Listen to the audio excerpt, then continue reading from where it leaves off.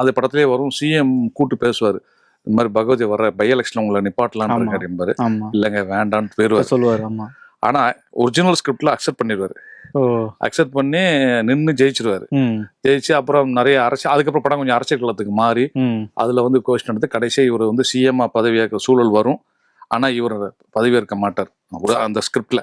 இல்ல நான் அந்த அளவுக்கு தகுதி கிடையாது, இருக்குல்லே அனுபவமிக்க ஒருத்தரை வச்சுக்கோங்கன்னு சொல்லிட்டு பரமா வச்சிருந்தேன். அப்புறம் ஷூட்டிங் வரைக்கும் அந்த ஸ்கிரிப்ட் தான் இருந்தது. ஷூட்டிங் போறப்பதான் பாபா படம் வந்துச்சு. அந்த படம் வந்த உடனே நான் வந்து ஆகா நம்ம அந்த கிளைமாஸ் வைக்க வேண்டாம். ஏன்னா அதுல வந்து 7வது மந்திரத்தை ரஜினி சார் வந்து சிஎம்ஆருக்காக யூஸ் பண்ணுவாரு. தியேட்டர் மொத்தம் வெயிட் பண்ணிட்டு இருக்குது, ஆடியன்ஸ் முதற்கட்டும்.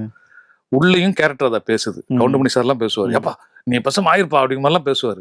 ஸோ தேட்டர் மொத்த வைப்பும் வந்து அவர் சிஎம் ஆக போறாரு, அந்த மந்திரத்தை யூஸ் பண்ண போறாருன்னு நினைச்சிட்டு இருக்கும்போது அவர் யூஸ் பண்ண மாட்டார். அப்போ நான் யோசிச்சது, ரஜினி சாரே அந்த 7வது மந்திரத்தை யூஸ் பண்ண டாக்டருக்கார தூக்கிட்டு வர, நாம இப்போதான் இவரை ஆக்ஷன் ஹீரோவா மாத்துறதுக்கு ட்ரை பண்ணி இந்த கதையை பண்றோம்.